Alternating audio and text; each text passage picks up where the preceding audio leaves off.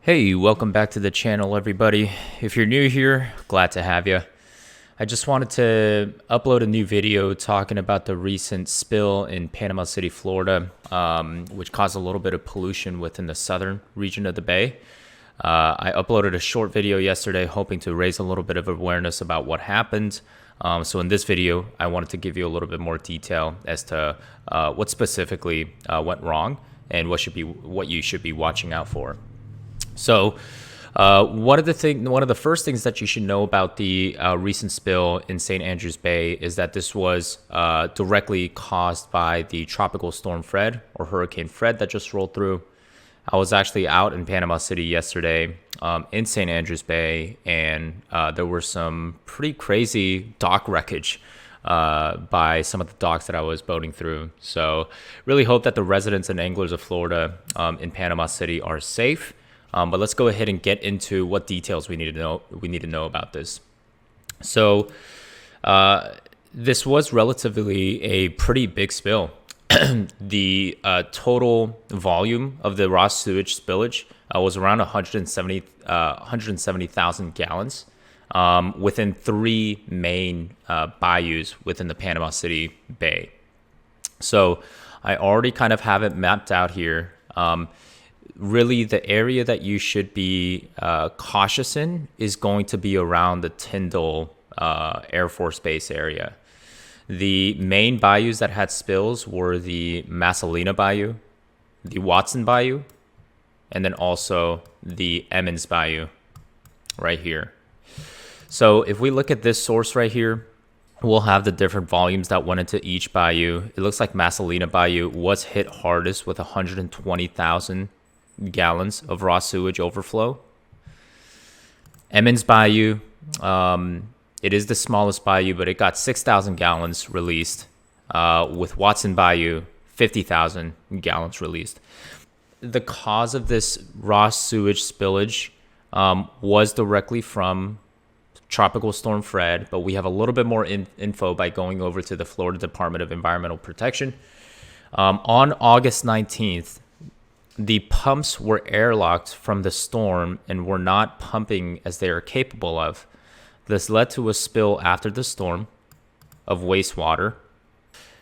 It says here 2,250 volume. I don't think that is an equivalent metric to gallons that this news article, mypanhandle.com, has. But what we do know is that they have tried to remedy the spill by applying lime agencies. So I am not an environmental expert at all.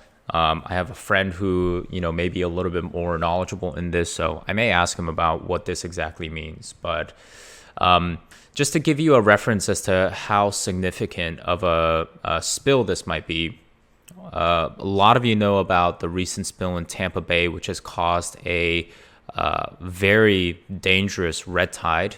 And if you've seen some of the videos of locals in the Tampa Bay area, you know how bad the results were. There's fish and there's wildlife that are washing up upshore, countless of them.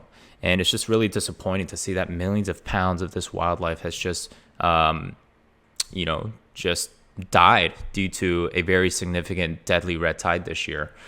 So I did a lot more research into this, so we have a bit of a reference as to what happened. The significant water spills that happened naturally was just around the July 4th weekend. It's not as bad as what you might think if we were to just pick out this one incident. 57,000 gallons of wastewater overflowed into the Tampa Bay area. That, in proportion to how much was spilled into Panama City or St. Andrews Bay, is about a third. So it's not that that wasn't the only cause as to why the red tide was bad. This was super disappointing, but we'll see how much exactly was spilled into the Tampa Bay area and the Piney Point area as well. So sadly, a corporation called HRK Holdings pumped about 215 million gallons of polluted water into Tampa Bay last month. This article was released or published on May 24th. So this is the significant cause as to why Tampa Bay is having a lot of environmental and ecosystem issues right now. I hope everything gets resolved well, but at least for Panama City and the St. Andrews Bay, what you should be worried about is try to be cautious about what you harvest and eat throughout the next couple of weeks. You definitely don't want to be intaking a lot of this food that you're harvesting from the bay right now. If you are not within the close proximity of the Tyndall Air Force Base and within this southern region, the East Bay, and the southern part of the bay, if you are mainly fishing up in the North Bay and into the Grand Lagoon, the West Bay, maybe you'll have a little bit less to worry about, but still, it's the same body of water. So just be cautious out there, and just don't eat too much of the harvest that you might be taking from St. Andrews Bay. So I just wanted to set out this notice for the Panama City locals, the residents and the anglers, just to watch out when you're out there these next couple of weeks. One thing that you should know is that these spills happen more frequently than you might think, which is a little bit sad. But I'm on the Florida Department of Environmental Protection here, and within that time frame, this is looking at the entire state of Florida. However, even in St. Andrews Bay, there are a lot more spills than you might know of. So that event happened on August 19th, right down here, St. Andrews. And on August 19th, there were several more here in Naples, Florida, Winter Haven, Boynton Beach, Florida, Jupiter, Florida. So I know that the geographic proximity of these spills listed on the Department of Environmental Protection are just not very close to the panhandle of Florida. But if you do look into St. Andrews Bay spillage, you will find a lot more articles that are not from the same time frame talking about potential raw sewage spillage into the bay. So it is still an unfortunate event, no doubt about that. But just know that if you haven't heard about this before, there are still occurrences in the past that you have not heard of that happen all throughout the bay. So this is not catastrophic, but just be wary about what you harvest and eat out there in the near future, just to keep your family and friends safe. But there you go, everybody. That's some of the details that you need to know about the recent St. Andrews Bay raw sewage spill that happened.